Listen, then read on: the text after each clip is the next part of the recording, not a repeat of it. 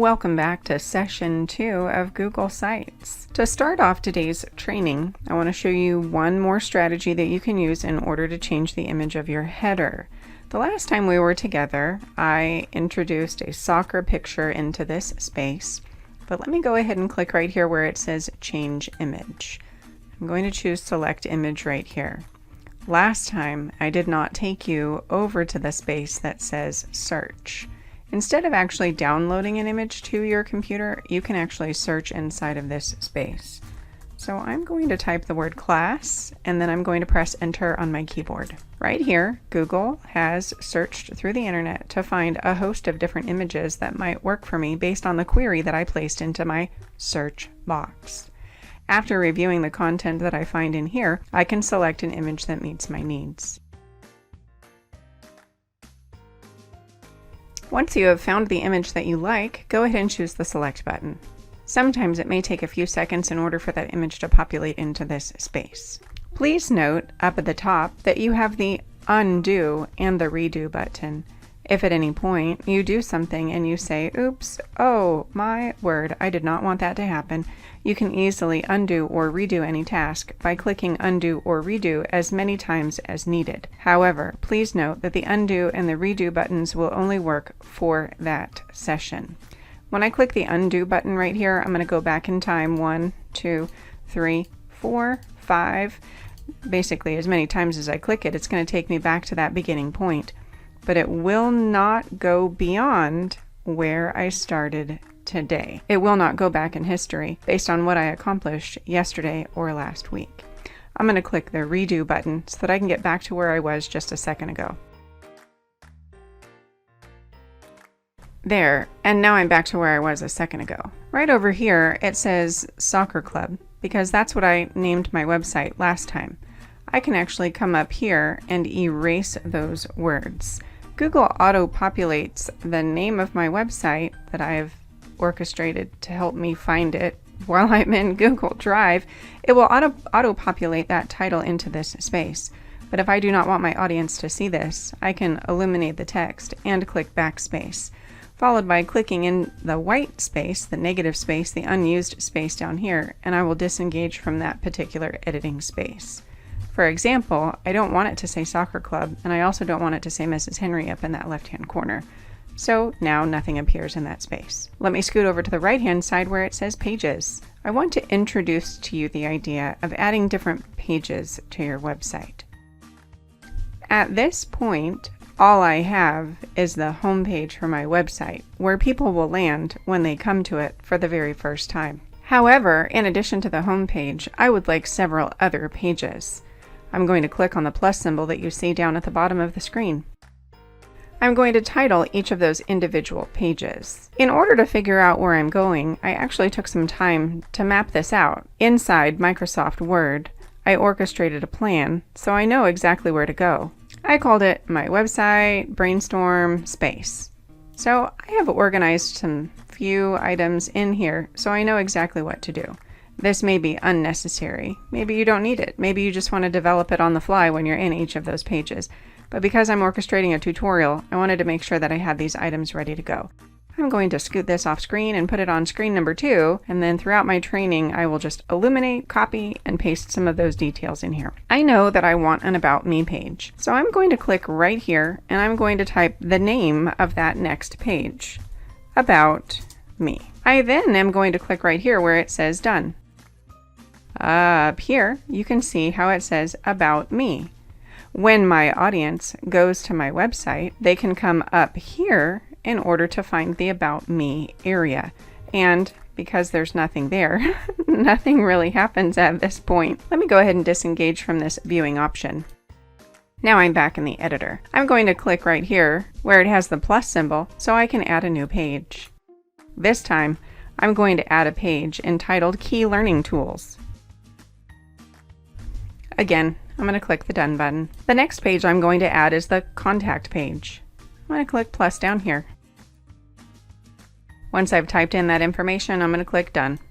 If you are dissatisfied with the order in which these pages appear, you can click, drag, and drop. If you accidentally grab the home page and you move it to a different location and your contact page becomes your home page, you'll notice how there's a little house right here. All you need to do is grab home and take it all the way up to the top.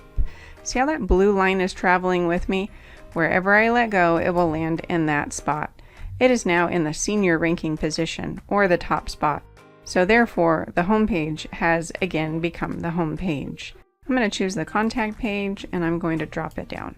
Now, inside the Key Learning Tools page, I actually want a drop-down menu so that I have 3 additional pages. So I'm going to hover right here on top of Key Learning Tools. I'm going to come over to the ... And when I click over to ... I'm actually going to add a sub page. You'll notice that there are several characteristics that appear in this area. You can either override any particular page and make it the home page by clicking on home page. You can duplicate a page if you would like to, because there are so many characteristics about this one page that you want repeated on another page. You can gather properties. You can add a sub page. You can hide it from navigation. Maybe you're working on it, but for whatever reason, you just don't want your audience to see it for a while. So you can hide it from navigation. Or if you've made a mistake, you can click delete and get rid of it altogether. In the event you've just made a spelling error on any particular page, you don't need to delete the entire thing. You can actually double click inside of that area in order to make those changes. You'll notice how it is illuminated. This would give me the ability to change any spelling error if I had one. All right, back to making that sub page. I'm going to head into Key Learning Tools because this is where I want my sub pages. I want a drop-down menu. So I'm going to add a sub page and I'm going to entitle this Math. Then I'm going to click Done.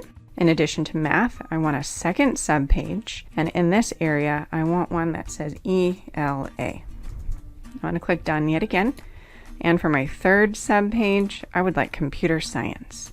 So add sub page and Computer Science. I'm now going to head over to the visibility option so I can show you what it looks like to have a drop-down menu. When I come close to that little arrow, it's kind of like a letter V, you can see how those 3 sub pages appear. Let me head over to visibility so I can test out what it looks like for my audience. And then when I scoot over here, as soon as I get close to Key Learning Tools, that drop-down menu is going to appear. My audience may not have to click on it at all. It may just appear as they get close to that area. You'll notice one other item for my audience. There's actually a magnifying glass. So if my audience is looking for something and I'm not quite sure what page to go to, they can search by keyword using the magnifying glass. All right, let's head back to the editor. Let's pretend that you accidentally made something a subpage and you really didn't want it to be a subpage. How do you change that? I just designed newsletter. I'm going to grab newsletter and I'm going to come right up here between Math and ELA. Oops. I don't want that to be a subpage inside of the Key Learning Tools. I want it to be an independent page all by itself outside of that drop-down menu. All you need to do is grab that item and then move so that it is outside of that drop-down menu. See how the blue line is shorter right here, indicating that it is inside of that field?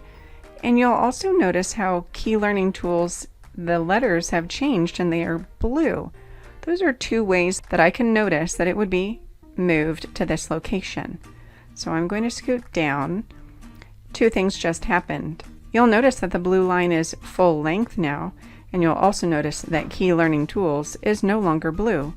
When I let go, newsletter will now appear in this specific area.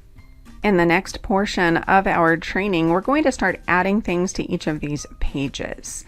So previously we were in themes. You can always come back to themes and change your themes if you need to. And then right here in today's tutorial, we were talking about pages. And then over here on the left, it says insert. This is where we're going to bring in various types of information into our website. And at a later juncture, I'll show you how to publish it and share it with others. Thanks for joining me for today's training. Have a great day.